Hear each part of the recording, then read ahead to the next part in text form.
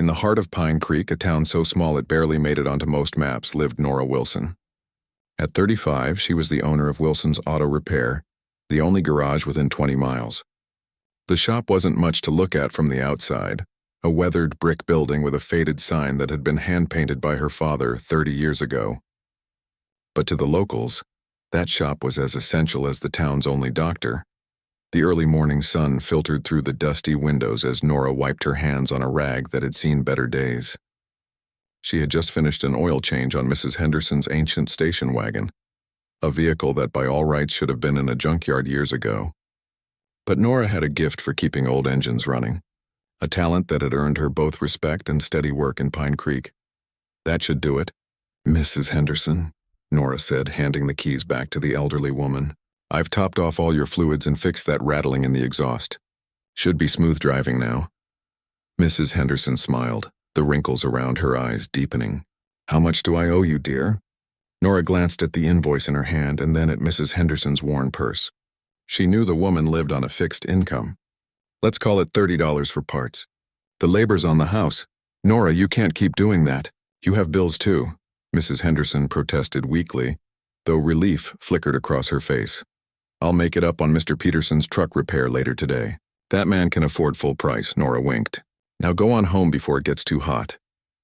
After Mrs. Henderson left, Nora walked through the garage, her domain of tools, parts, and the comforting smell of motor oil. The shop had been her father's pride and joy. He'd taught her everything she knew about engines, how to listen to them, how to feel when something wasn't right, how to coax them back to life when others would have given up. An engine will talk to you if you know how to listen, he used to say. Nora had been listening since she was tall enough to peek over the hood of a car. She lived in her grandmother's old farmhouse about a mile from town. It wasn't fancy. The paint was peeling in places and the porch steps creaked, but it was home. She could have afforded something better, maybe even one of those new developments on the edge of the county, but Nora wasn't one for change. The farmhouse had character, history. Her grandmother's roses still bloomed in the garden every spring. The phone rang, interrupting her thoughts. It was Joe from the diner. Nora, the delivery truck's making that noise again. Can you come take a listen? We've got a big order coming in this afternoon. I'll be there in 10, she promised, grabbing her portable toolbox. The town diner was the heart of Pine Creek's social life. When Nora walked in, the usual morning crowd was there. Farmers having coffee before heading to their fields. The mail carrier grabbing breakfast, a few retirees discussing the weather and local politics. There she is, our miracle worker, Joe called from behind the counter. At 50, with a round face and perpetual smile, Joe made the best pancakes in 3 counties. Let's not oversell it, Nora laughed. Where's this truck of yours? The delivery truck was an old Ford that had seen better decades.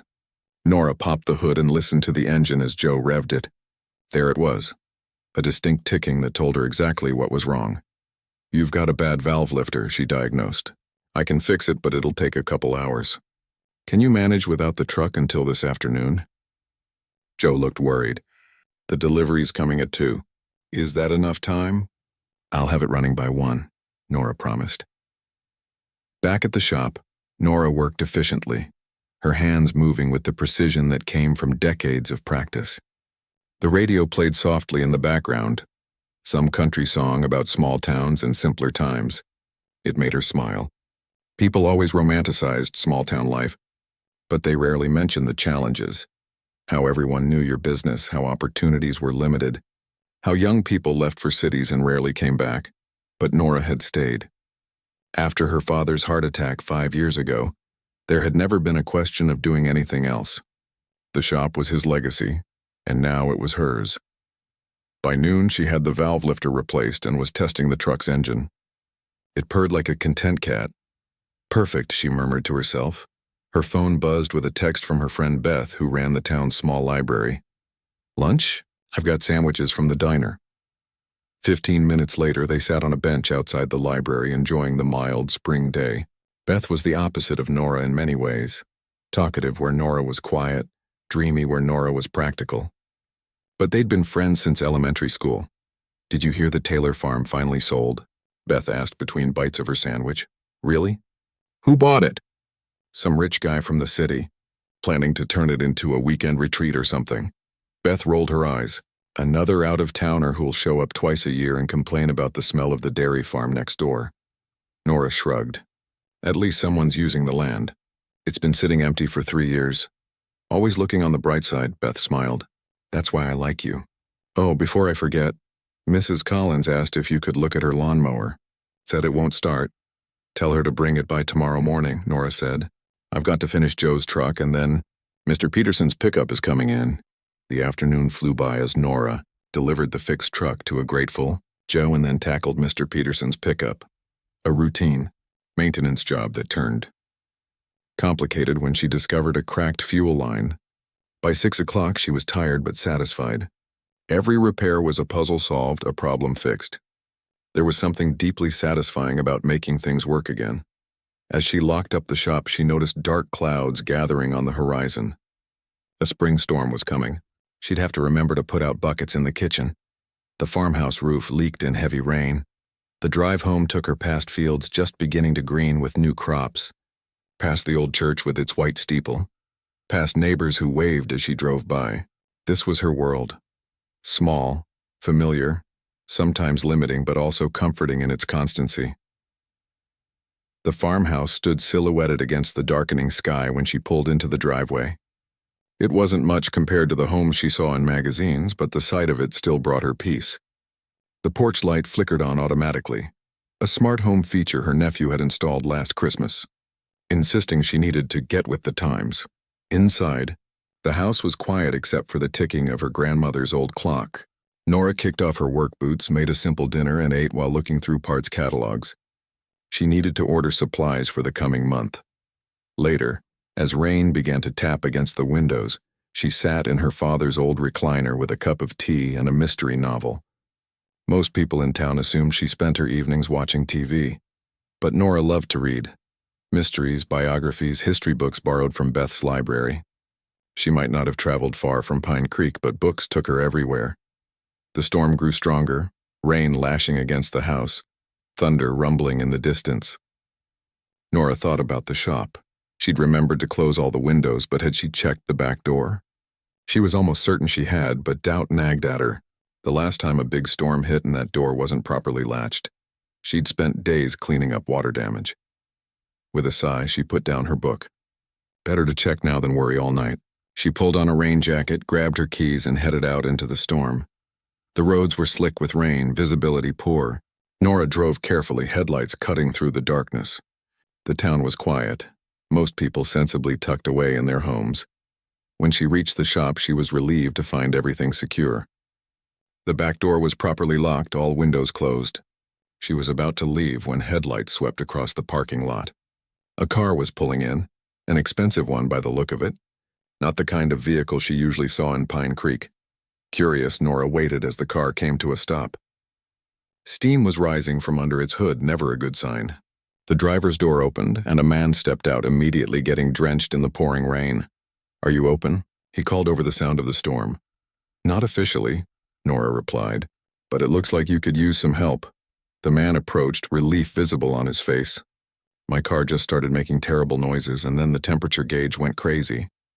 I saw your garage and took a chance." Lightning flashed, illuminating a sleek luxury car that definitely wasn't local. Neither was the man in his expensive coat and city shoes. He was clearly not from Pine Creek. "Let's get your car inside," Nora said, already moving to unlock the garage doors. "Then we can figure out what's wrong," as she pushed the button to raise the heavy doors. Nora had no way of knowing that this chance encounter on a stormy night was about to change everything. Nora flipped on the garage lights, illuminating the spacious work area. The stranger pushed his car inside, and the rumbling engine made a concerning grinding noise before he shut it off. Up close, Nora could see it was a Bentley Continental, a car she'd only ever seen in magazines and movies. It was sleek, black, and worth more than her house and shop combined. "I'm Thomas Reed," the man said, extending his hand. He looked to be in his mid-40s, with dark hair graying at the temples and the confident posture of someone used to being in charge. "Nora Wilson," she replied, shaking his hand firmly.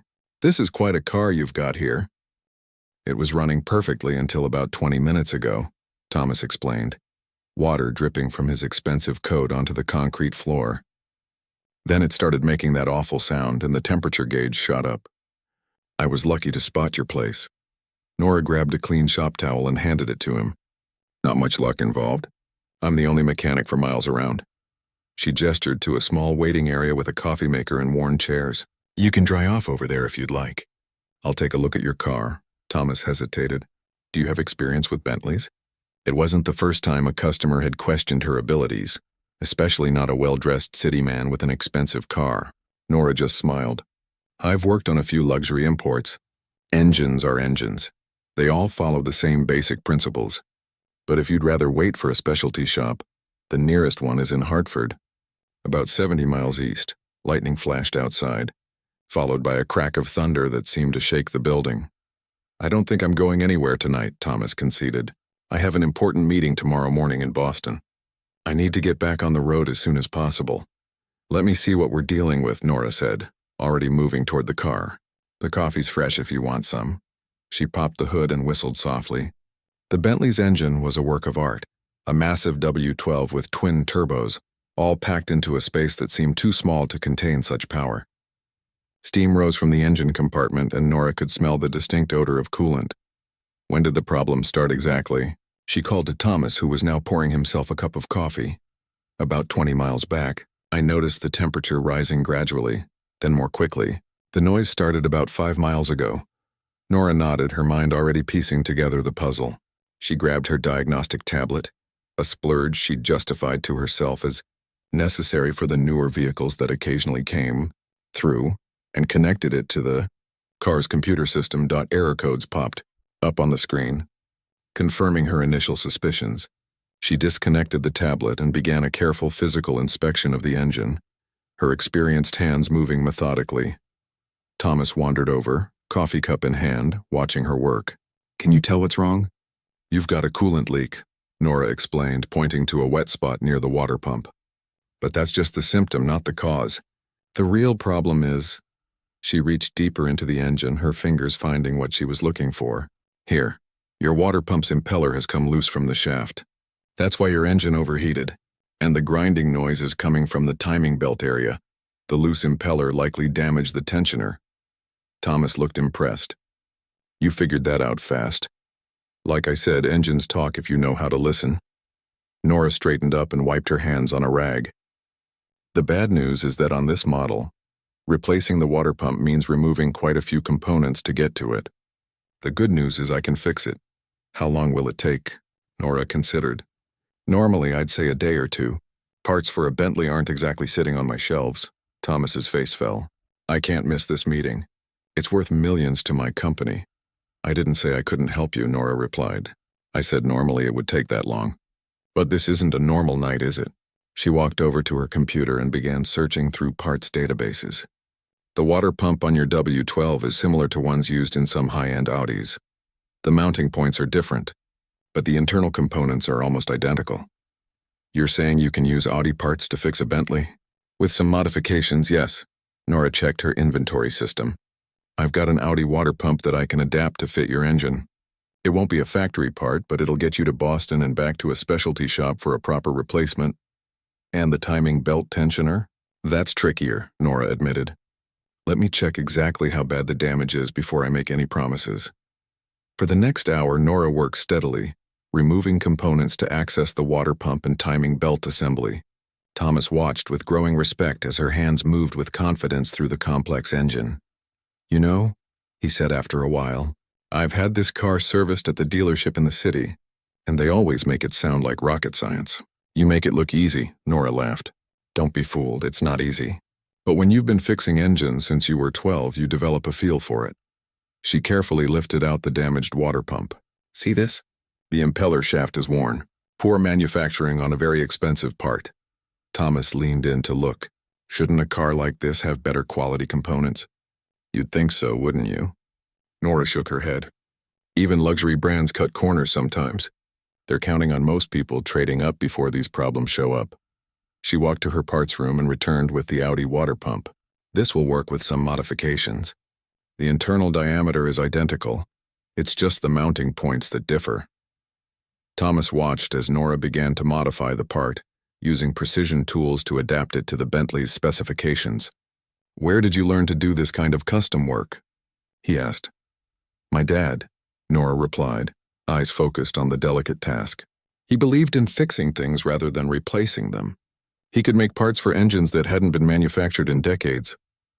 She smiled at a memory. Once he fabricated an entire carburetor for a 1957 Chevy when the owner couldn't find an original anywhere. He sounds remarkable. He was. Nora's voice softened. He passed away 5 years ago. Heart attack while working on Mrs. Henderson's station wagon, the same one I was fixing this morning. I'm sorry, Thomas said quietly. Nora nodded her thanks and continued working. The timing belt tensioner isn't as bad as I feared. I can adjust it to compensate for the wear until you can get a proper replacement. Outside, the storm continued to rage. Rain pounded against the roof and wind howled around the corners of the building. But inside the garage it was warm and dry, filled with the sounds of tools and the occasional hum of the diagnostic equipment. By midnight, Nora had the water pump modified and ready to install.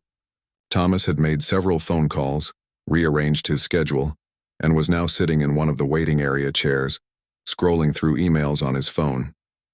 "How's it going?" he asked when he noticed Nora wiping her hands. "Better than expected," she replied. "The modification worked perfectly. I'm installing it now, then I'll need to refill the cooling system and test everything." "You've been at this for hours. Don't you need to rest?" Nora shrugged. "I've pulled all-nighters before. Besides, you said your meeting was important." "It is," Thomas confirmed. "My company is negotiating to acquire a technology that could revolutionize electric vehicle batteries. If successful, it would cut charging times by 70% and increase range by nearly 50%. That would change everything," Nora said, genuinely impressed. "No wonder you're in a hurry." She returned to the engine, carefully installing the modified water pump and adjusting the timing belt tensioner. Every component had to be precisely positioned, every connection secure. One mistake could cause catastrophic engine damage.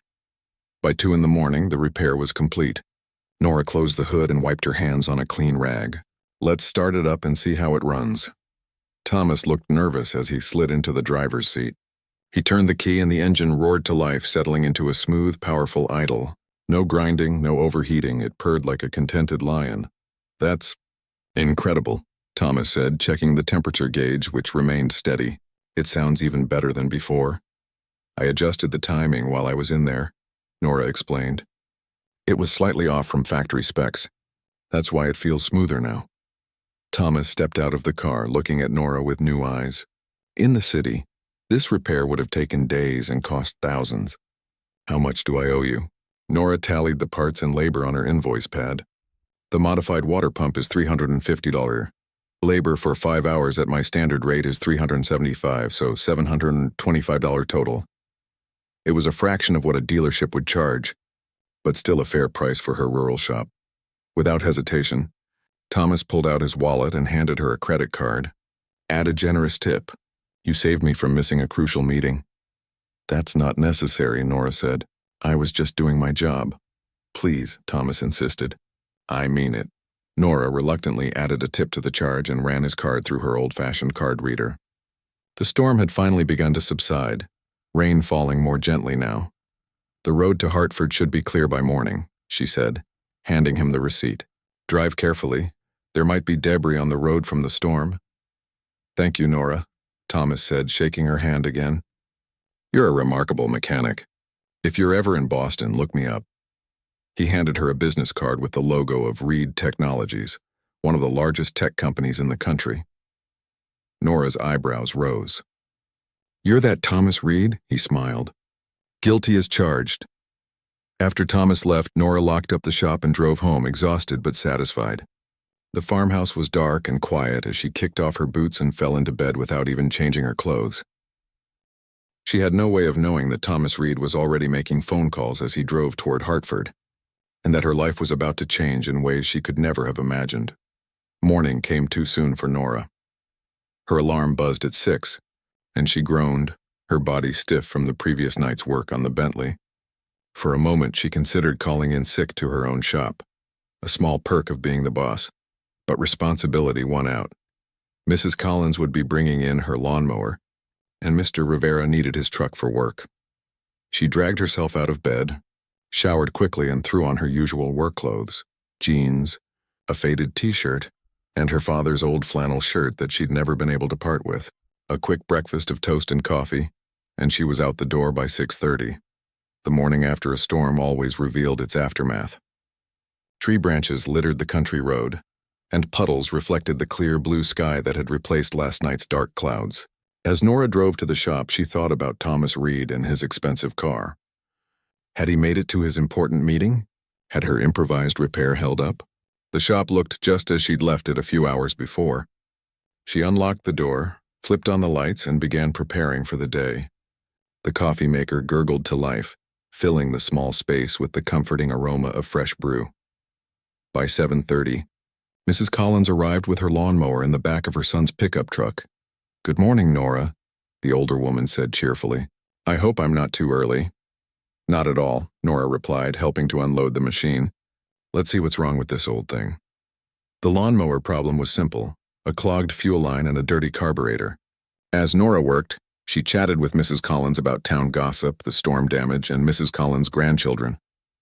This was the part of her job she loved most: the connections, the stories, the feeling of being woven into the fabric of the community. By 9 o'clock, the lawnmower was purring nicely, and Mrs. Collins was on her way, promising to bring over some of her famous banana bread as extra thanks. Mr. Rivera's truck was next, a simple oil change and brake pad replacement. The morning passed quickly, each repair a satisfying puzzle solved. At noon, Nora locked up the shop and drove home for lunch. She had started this habit years ago, preferring the quiet of her farmhouse to eating at her desk. The old place welcomed her with familiar creaks and sunlight streaming through the kitchen windows. She made a sandwich and took it out to the porch, settling into the wooden swing her grandfather had built decades ago. The field stretched out before her, green and gold under the midday sun. A gentle breeze carried the scent of wild clover from the meadow across the road. This was her favorite part of the day. This peaceful interlude when time seemed to slow down and the constant mechanical problems waiting at the shop faded from her mind. She closed her eyes, enjoying the warmth of the sun on her face. That's when she first heard it. A distant thumping sound that seemed out of place in the rural quiet. Nora opened her eyes, scanning the horizon. The sound grew louder, rhythmic, and mechanical. It wasn't a tractor or a truck. It was something she rarely heard in these parts. A helicopter. It appeared over the tree line, sleek and black against the blue sky. Nora stood up, sandwich forgotten on the plate beside her. The helicopter was heading straight for her property. "What in the world?" she muttered, stepping off the porch. The massive machine circled once, then began to descend toward the open field beside her house. The downdraft flattened the grass in expanding circles, and Nora raised her arm to shield her eyes from the dust and debris swirling in the air. As the helicopter settled onto the ground, its rotors slowing, Nora noticed movement on the road. Her nearest neighbor, old Mr. Patterson, was walking up her driveway, his eyes wide with amazement. From the other direction came the Fletcher family, parents and children alike drawn by the unexpected sight of a helicopter landing in Pine Creek. The side door of the helicopter slid open, and a familiar figure stepped out. Thomas Reed, looking even more polished in the daylight than he had the night before. He wore a tailored suit that probably cost more than Nora's yearly income, but his smile was warm and genuine as he spotted her. Behind him came two more people, a woman in a crisp business suit, carrying a leather portfolio, and a younger man hauling what looked like expensive equipment cases. "Nora Wilson," Thomas called over the diminishing whir of the rotors. "I hope you don't mind the dramatic entrance." Nora stood frozen, dirt on her gardening jeans and engine grease still under her fingernails from the morning's work. "Mr. Reed, what are you doing here?" By now a small crowd had gathered at the edge of her property. Word spread fast in Pine Creek, and a helicopter landing was the most exciting thing to happen since the grain silo fire of 2008. Thomas approached, hand extended. "Please, call me Thomas. And to answer your question, I'm here to thank you properly for saving both my car and my business deal yesterday." Nora shook his hand automatically, her mind racing to make sense of the situation. "The car repair went okay? You made your meeting?" "Better than okay," Thomas grinned. "I made it to Boston with time to spare, the engine running better than ever. The deal is done. We acquired the battery technology. My company's stock jumped 12% this morning on the news. The woman with the portfolio stepped forward. Mr. Reed would have missed the signing deadline if you hadn't fixed his car. The other party had another offer waiting if ours didn't come through by noon. Thomas nodded. This is my assistant Lisa and my tech specialist Hank. He gestured to his companions. And these, he said as Hank began opening the cases, are the prototypes I wanted to show you. Inside the cases were what looked like engine components, but unlike any Nora had seen before. They gleamed with the distinctive sheen of aerospace-grade materials, titanium alloys and carbon composites that were far beyond the usual auto parts she handled. What am I looking at? She asked, curiosity overcoming her shock. Thomas's eyes lit up with enthusiasm. The future of transportation. We're developing hybrid engine systems that combine electric motors with small, ultra-efficient combustion generators. But we've hit a wall with the cooling system design. The engineers can't solve the heat dissipation problem without making the units too bulky. Nora knelt beside the cases, her skilled fingers hovering over the components. May I? Please, Thomas urged. That's why I'm here. She picked up what appeared to be a miniature radiator assembly, turning it carefully to examine the design. Already her mind was analyzing the flow patterns, seeing the flaws in the system. You've got restricted circulation here and here, she pointed, and your coolant channels are creating turbulence that's reducing efficiency. Thomas and Hank exchanged glances. That's exactly the problem, Hank confirmed, surprise evident in his voice. We've run computer simulations for months trying to identify the cause. Computers are great, Nora said, still examining the part, but they only know what you tell them. Sometimes you need to feel how things work together. She looked up at Thomas. But I still don't understand why you brought these to me. Thomas smiled. Last night you did something that my entire engineering department said was impossible. You modified an Audi part to work perfectly in a Bentley W12 engine, improvising with the tools at hand. You fixed in hours what they insisted would take days at a specialized facility. He gestured to the prototype components. I need that kind of intuitive understanding, that kind of practical genius on this project. I'm offering you a consulting position, Nora. You keep your shop, keep your life here, but you work with my team to solve these design challenges. We'll fly you to Boston when needed or bring the problems to you. Nora stood slowly, aware that every neighbor within earshot was hanging on each word. I'm just a small-town mechanic, Mr. Reed. No, Thomas said firmly. You're a gifted engineer who happens to work in a small town. There's a difference. He nodded to Lisa, who opened her portfolio and handed Nora a document. This is our initial proposal. The compensation should be adequate. Nora glanced at the figure on the paper and nearly dropped it. The amount was more than she earned in 3 years. This is crazy, she whispered. This is business, Thomas corrected. Good business. I recognize talent when I see it, and I'm willing to pay for it. He looked around at the small farmhouse, the weathered barn, the fields beyond. You wouldn't have to leave this place. I respect that it's your home. We'd work around your schedule, your life here. The crowd of neighbors had grown, whispering among themselves. Nora saw Beth from the library, her eyes wide with excitement. Joe from the diner gave her a thumbs up. Mr. Patterson was already telling anyone who would listen that he'd always known Nora was special. Can I think about it? Nora asked, feeling overwhelmed. Of course, Thomas replied. We're staying in Hartford tonight. Take my card, call me when you've decided. He paused, then added with a smile. Though I have to warn you, I'm not accustomed to taking no for an answer. As Thomas and his team prepared to leave, the neighbors surged forward with questions. Nora stood in the midst of it all, the proposal still in her hand, watching as the helicopter's rotors began to spin again. Her quiet, predictable life had just been turned upside down. And somehow, despite the shock and uncertainty, she couldn't help but feel a flutter of excitement about what might come next. The helicopter had been gone for hours, but Pine Creek was still buzzing with excitement. Nora sat at her kitchen table, Thomas Reed's proposal spread out before her, a cup of tea gone cold at her elbow. Beth had insisted on coming over and now paced the worn linoleum floor, unable to contain her enthusiasm. This is like something from a movie, Beth said for perhaps the 10th time. A billionaire just lands in your field and offers you a fortune. You have to say yes. Nora ran her fingers over the contract, the numbers still making her dizzy. It's not that simple. What about the garage? People around here depend on me. You heard him, you can keep the shop. This would be consulting work. Beth stopped pacing and sat across from her friend. Nora, when was the last time you did something just for yourself? Something big, I mean. The question hung in the air. Nora's life had always been defined by duty, to her father, to the family business, to the community.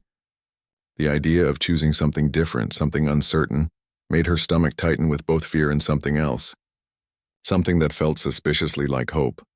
I need to sleep on it, she finally said. But sleep proved elusive.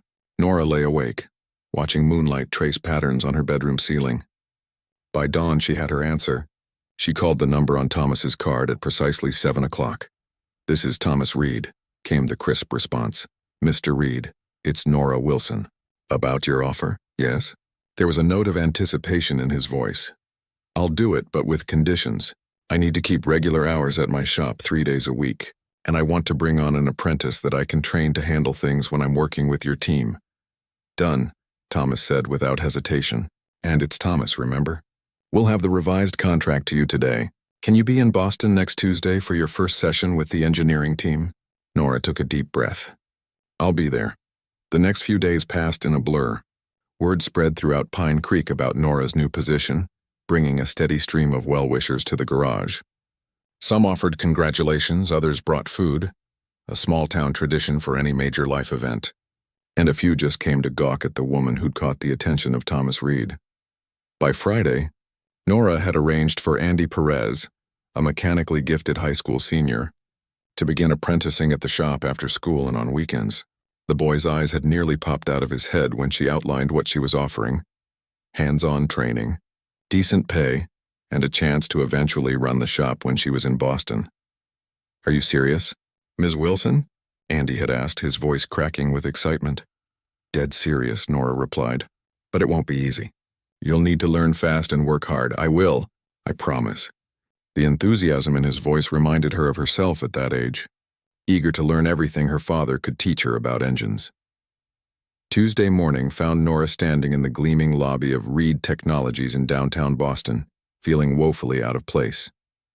She had bought new clothes for the occasion, dark slacks and a simple blouse, but she still felt like an imposter among the sleek professionals gliding through the space.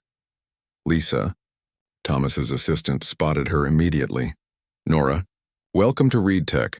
Let me take you up to the lab." The elevator whisked them to the 28th floor, opening onto a space that looked nothing like Nora had imagined. Instead of a sterile white lab, she found herself in a massive workshop filled with prototype engines, testing equipment, and cluttered workbenches. It was chaotic, creative, and instantly familiar. Thomas greeted her at the door. "What do you think of our playground?" he asked, gesturing to the space. "It's bigger than my garage," Nora replied with a smile, "but it feels like home." "Good, because these folks could use some of your practical magic." He led her to a conference room where 6 people in varying states of business casual waited. "Team, this is Nora Wilson, the mechanical genius I told you about." Nora felt her cheeks flush at the introduction. A tall man with wire-rimmed glasses stepped forward, hand extended. "Dr. Alan Chen, lead engineer. Thomas has been singing your praises nonstop. Said you solved our cooling problem with one glance." "I wouldn't go that far," Nora said, shaking his hand. "I just noticed some flow issues." "Well, we're eager to see what else you notice," Alan said. "We've been stuck on these designs for months." For the next several hours, Nora reviewed the prototype engines with the team. At first, they spoke in technical jargon, using terms she'd never heard. But slowly, as she asked questions and offered observations, they began to shift to more practical language. By afternoon, they were communicating smoothly, with Nora's hands-on experience complementing their theoretical knowledge. "The problem isn't just the coolant flow," Nora explained, her fingers tracing the metal components. "It's how the heat transfers between systems. Look here. You've got the exhaust manifold running too close to the control module. In real-world conditions with temperature fluctuations and vibration, this will create hotspots." Alan's eyes widened. "We never considered the vibration factor. Our simulations assume stable conditions." "Engines don't live in stable conditions," Nora said with a small smile. "They live in the real world, where roads are bumpy and temperatures change and people forget to check their fluid levels." By the end of the day, The team had completely redesigned the cooling system based on Nora's insights. Thomas dropped in just as they were wrapping up, his eyebrows rising at the energy in the room. "Productive day?" he asked. Alan nodded enthusiastically. "We've made more progress today than in the last 3 months. Your mechanic thinks like no engineer I've ever met." Nora winced at being called your mechanic, but Thomas caught it and smoothly redirected. "That's why Nora's on the team now. Different perspectives, different solutions." As they prepared to leave, Thomas walked her to the elevator. "You've impressed them already," he said quietly. "And that's not easy to do. This team includes graduates from MIT and Stanford." "Education isn't everything," Nora replied. "Experience matters too. Exactly why you're here." The elevator doors opened. "Car's waiting to take you to your hotel. We'll reconvene tomorrow at 9. That night, in a hotel room more luxurious than any place she'd ever stayed, Nora called Beth to share her day. "So you showed those fancy engineers a thing or two?" Beth asked, pride evident in her voice. "I think we showed each other things," Nora replied thoughtfully. "They know stuff I never will about theoretical engineering.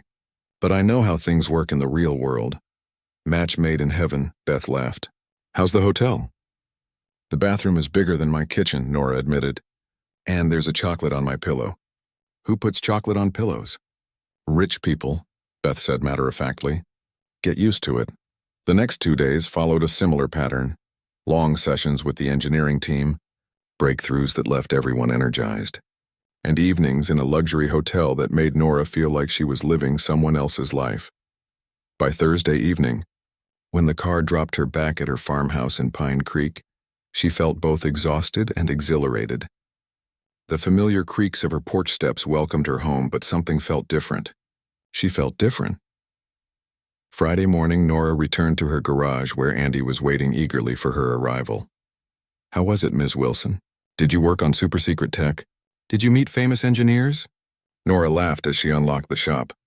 "It was just work, Andy. Different from here, but still just solving problems." But as they moved through the day's repairs, Mrs. Henderson's station wagon again, Mr. Rivera's brother's truck, the school bus with the troublesome alternator, Nora found herself seeing familiar tasks in a new light. Ideas from the Boston lab kept surfacing as she worked, connections forming between her old world and new one. By closing time, she had filled half a notebook with sketches and notes, improvements to the Reed prototypes based on what she'd observed in everyday vehicles. As she locked up the shop, Nora realized she was standing at a crossroads. For the first time in her life, her path wasn't clearly defined by duty or tradition. It was being shaped by choice, her choice. The thought was both terrifying and thrilling. Her phone buzzed with a text from Thomas. "Team already asking when you'll be back. Apparently you're the coolest consultant we've ever had." Nora smiled as she typed her reply. "Tell them I'm just getting started." On the drive home, as the sun set over the fields she'd known her entire life, Nora felt a sense of possibility unfurling within her, as vast and golden as the horizon ahead. 6 months had passed since the day a helicopter landed in Nora Wilson's field. Spring had given way to summer, then fall, and now winter painted the countryside in shades of white and gray. Yet Pine Creek had never felt more alive. Nora stood at the large windows of what was once simply Wilson's Auto Repair, but now bore a new sign: Wilson Innovation Center. The old brick building remained, but it had been expanded, with a modern glass addition that housed state-of-the-art equipment. Outside, snow fell gently on a parking lot that now accommodated not just local trucks and sedans, but occasionally sleek company cars from Boston and even the Reed Technologies helicopter. "Ms. Wilson?" Andy's voice broke through her thoughts. "The kids from the high school are here for the workshop." "Coming," Nora replied, straightening her shirt, still flannel though newer than the ones she used to wear. Some things hadn't changed. In the main workspace, 20 teenagers in winter coats huddled together, eyes wide as they took in the facility. Their science teacher, Mr. Benson, nodded in greeting. "Thanks for having us, Nora," he said. "The students have been talking about nothing else for weeks." "My pleasure," Nora smiled. "Everyone find a seat at the workbenches." As the students settled in, Nora took a moment to appreciate how much her life had transformed. The consulting work with Reed Technologies had evolved beyond anyone's expectations. What began as troubleshooting cooling systems had expanded into Nora becoming integral to their hybrid engine development. Her practical insights had solved problem after problem, earning her the nickname the Engine Whisperer among the engineering team. But more importantly, she had negotiated for Reed to establish this innovation center in Pine Creek. It served multiple purposes: a working garage where she and Andy still fixed local vehicles, a development lab where she tested Reed prototypes in real-world conditions, and now an educational space for the community. Today we're going to learn about how engines convert energy, Nora began, watching the students' faces. Some looked bored, some curious, a few excited. She remembered being their age, taking apart lawnmower engines while her classmates went to football games. But this isn't going to be like your textbooks. We're going to get our hands dirty. For the next 2 hours, Nora guided the students through building small working engine models, explaining principles of combustion, efficiency, and energy transfer in simple terms that connected to everyday life. By the end, even the most disinterested students were engaged, asking questions and testing their creations. That was amazing, Mr. Benson said as the workshop concluded. 3 of those students are failing science, but you couldn't tell that today. Nora nodded. Some people learn differently. I was terrible at school myself. Couldn't focus on books and lectures. But show me how something works with my hands. I never forget it. After the students left, Nora checked her schedule. Andy had the garage covered for the afternoon. Her video conference with the Boston team wasn't until 4. That left time to visit her other project. She pulled on her heavy coat and boots and drove through town to what had once been an abandoned warehouse on the edge of Pine Creek. Now it housed the Pine Creek Technical Training Center, with a fresh coat of paint and a busy parking lot. Inside, the space hummed with activity. In one section, a class on electrical systems was underway, taught by a retired electrician from 2 towns over. In another area, a group practiced computer repair. A third space was dedicated to automotive technology, where today a lesson on hybrid engines was taking place. Lisa, who had transitioned from Thomas's assistant to the center's director, met Nora at the door. Perfect timing, she said. The state accreditation committee just left. We passed with flying colors. Starting next month, students can earn official certification here. That's fantastic news, Nora replied, genuine pride warming her voice. This center had been her idea, a way to bring real opportunity to rural communities where traditional college wasn't always an option. Thomas had backed it immediately, seeing both the social benefit and the potential to train future employees for Reed Technologies. How's enrollment looking? Nora asked as they walked through the facility. We've got a waiting list now, Lisa reported, word spreading beyond Pine Creek. People are driving from 3 counties away for classes. She paused. You know, when you first suggested I leave Boston to run this place, I thought you were crazy.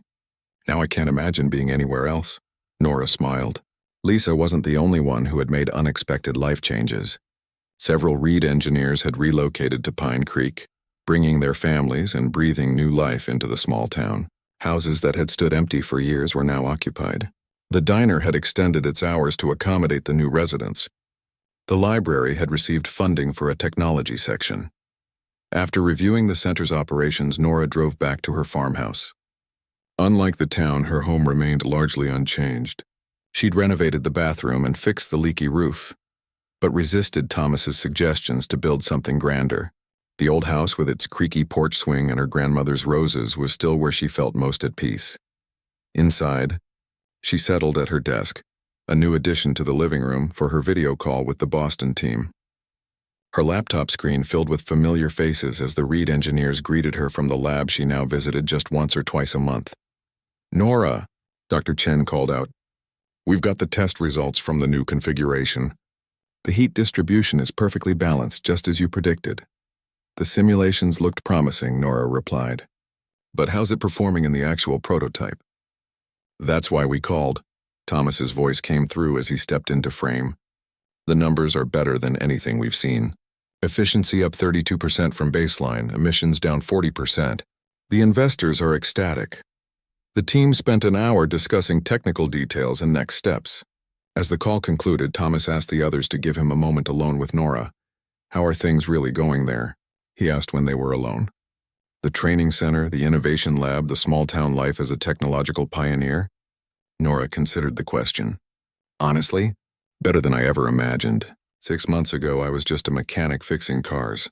Now I'm helping design engines that could change transportation and watching people in my town find opportunities they never thought possible. You were never just a mechanic, Thomas corrected. That's what I saw that night in the storm. You were always an innovator who happened to be fixing cars. Nora smiled at the now familiar compliment. Maybe, but I never would have had the chance to prove it without that broken water pump in your fancy car. Speaking of which, Thomas said, the board approved your patent compensation package this morning. The cooling system you designed is now official Reed Technologies' intellectual property, with you as primary inventor. The first licensing check should arrive next week. Nora blinked in surprise. They had discussed the patent, but she hadn't expected it to move so quickly, or for the compensation to be so substantial. The figure Thomas mentioned would secure not just her future, but potentially transform more lives in Pine Creek. I don't know what to say, she admitted. Say you'll come to the company holiday party next week, Thomas replied. The team wants to celebrate with you, and I've got some new prototypes I think you'll find interesting. After the call ended, Nora sat quietly for a moment, taking in how dramatically her life had changed in half a year. She thought about her father, wondering what he would make of all this. He had taught her to fix engines, but also to value community, to help others when possible, to take pride in honest work well done. She was still living those values, just on a scale neither of them could have imagined. The phone rang, pulling her from her thoughts. It was Beth. Dinner at the diner? Her friend asked. Joe's trying out a new pie recipe he wants your opinion on. I'll be there in 20, Nora replied. Some things hadn't changed at all. As she drove through Pine Creek that evening, Nora passed the Innovation Center where Andy was locking up for the night, the training facility where evening classes were still in session, and the diner where familiar faces would greet her by name. The town was the same, yet different, revitalized, growing, hopeful. She parked in front of the diner where warm light spilled onto the snowy sidewalk. Through the window, she could see Beth waiting at their usual booth. Joe noticed her arrival and was already pouring her favorite coffee. Nora paused with her hand on the door. 6 months ago, a broken Bentley and a stormy night had changed everything. A stranger had seen something in her that she hadn't fully recognized in herself, and now both she and Pine Creek were transformed, not by abandoning their roots, but by building on them, growing something new while honoring what had always been valuable. With a smile, she pushed open the door, welcomed by the bell's cheerful jingle and the chorus of greetings from neighbors who were still neighbors, even in this brave new world they were building together.